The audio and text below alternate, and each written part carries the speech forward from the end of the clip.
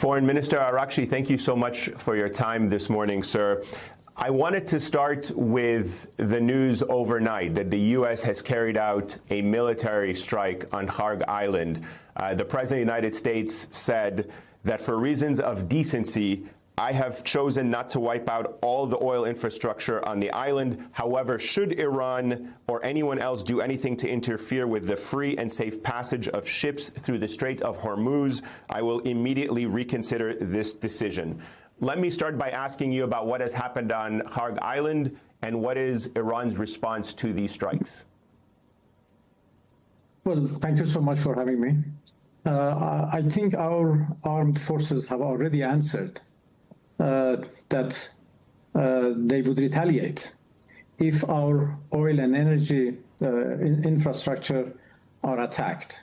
And they will attack any energy infrastructure in the region which belongs to an American company or an American company is a shareholder.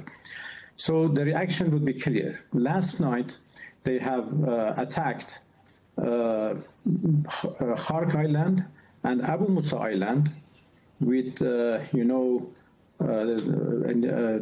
artillery rocket system, HIMARS as they call it, which is a low-range rockets.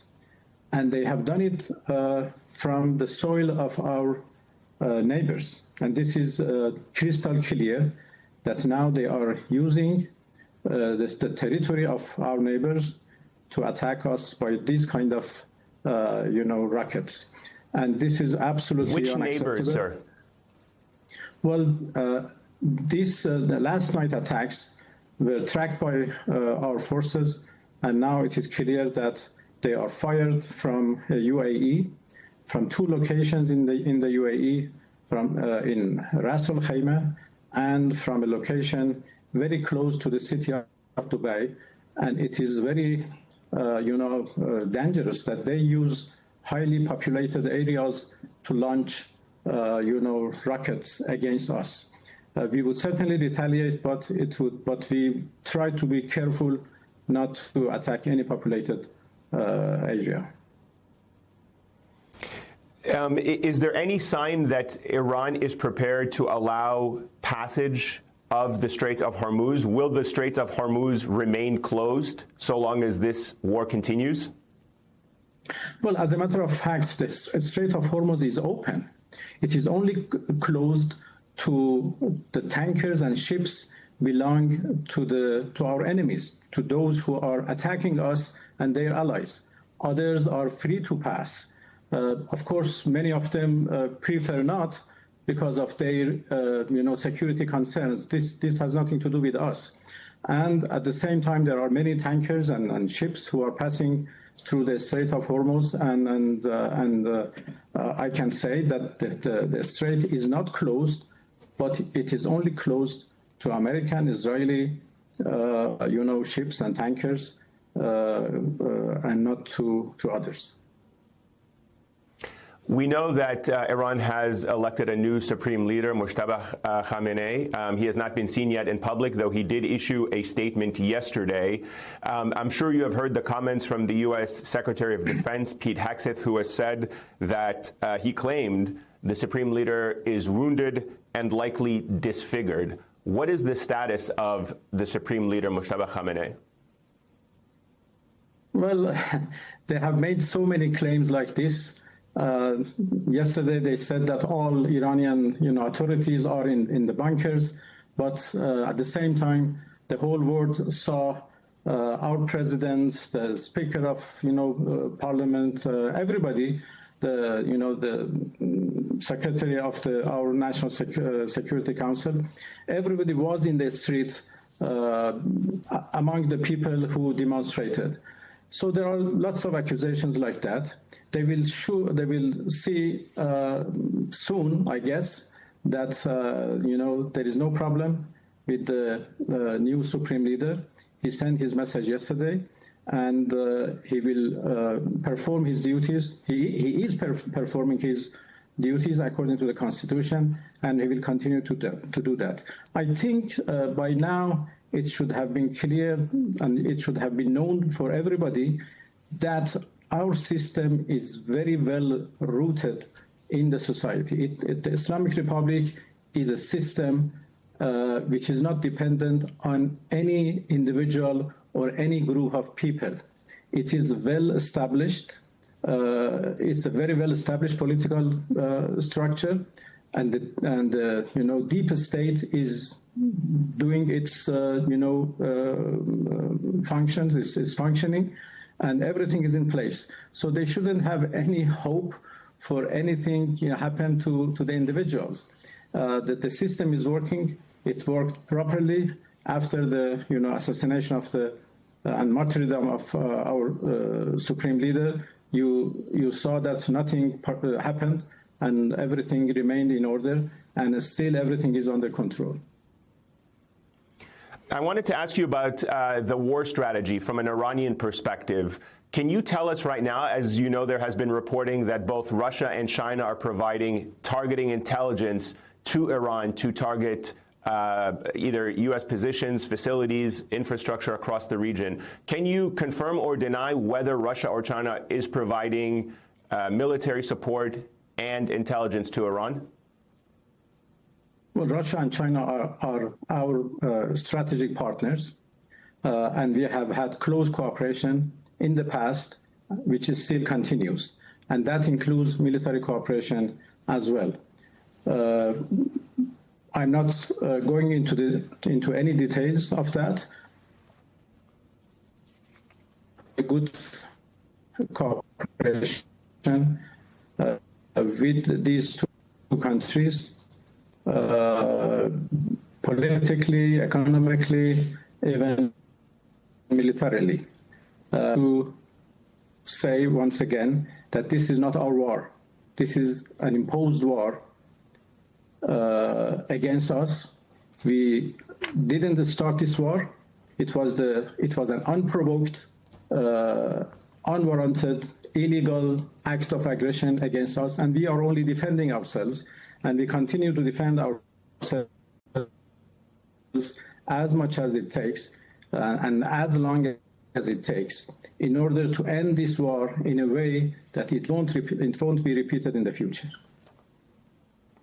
As you probably saw, the United Nations this week, UN Security Council passed a resolution condemning your attacks on your Arab neighbors. It received 130 co-sponsors, which is a very significant number. Your close allies that you just said are providing you support, Russia and China, they didn't veto that. They abstained from it, but they didn't veto it and allowed the resolution to pass. Do you think the global community has spoken clearly about the way Iran has conducted this war on its Arab neighbors with condemnation and calling on it to stop? The Security Council is suffering from the lack of justice in its decisions and resolutions it makes. How is it possible that the Security Council condemned us for defending ourselves and is not condemning the United States and Israel who started this aggression? So if they want to have a just, full decision or resolution which can work, they should consider all aspects of any event. We are under attack. It was the United States and Israel who started this war. They deserve to be condemned, not us.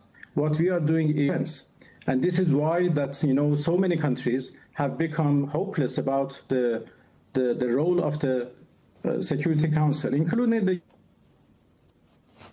United States, who has decided to go for its own board of people, even for the United States. The Council votes politically and based on the interest of, certain countries and not based on realities, based on justice.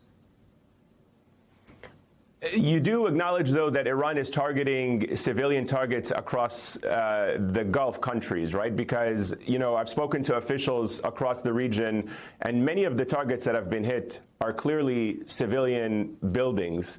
why is Iran targeting civilian buildings and airports and commercial ports in Gulf countries that made clear they are not involved in these attacks against your country?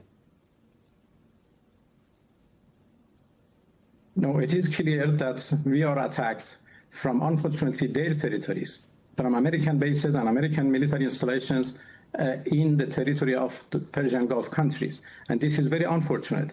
What we are doing as an act of self-defense is to targeting American bases, American installations, American assets, and American interests, which are unfortunately located in the territory of our neighbors.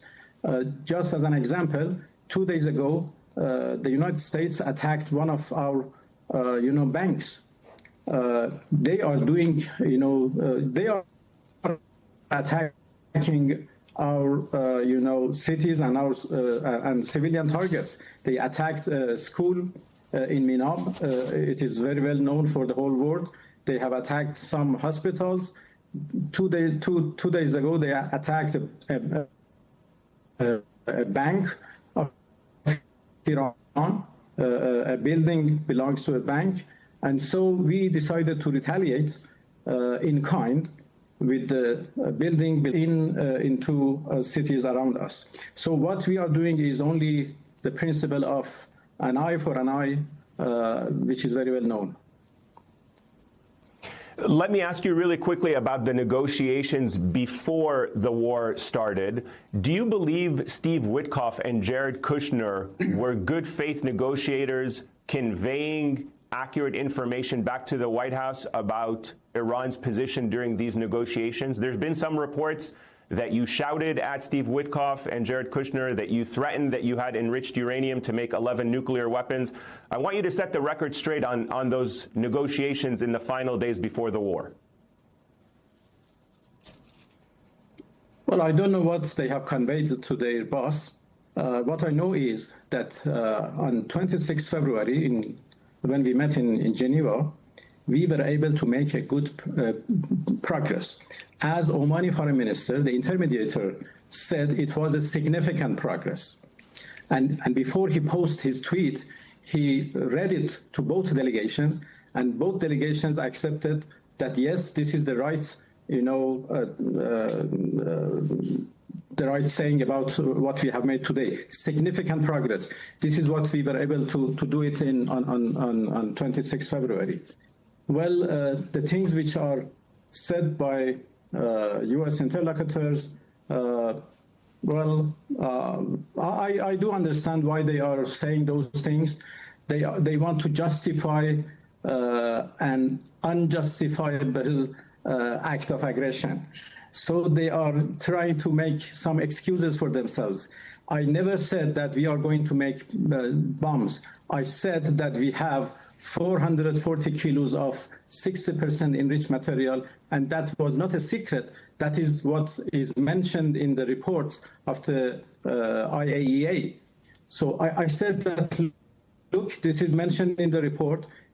This, if enriched more, can be good enough for 10 bombs, as your own experts claims. So we are ready to give them away. We are ready to dilute them, to downblend them into lower degrees.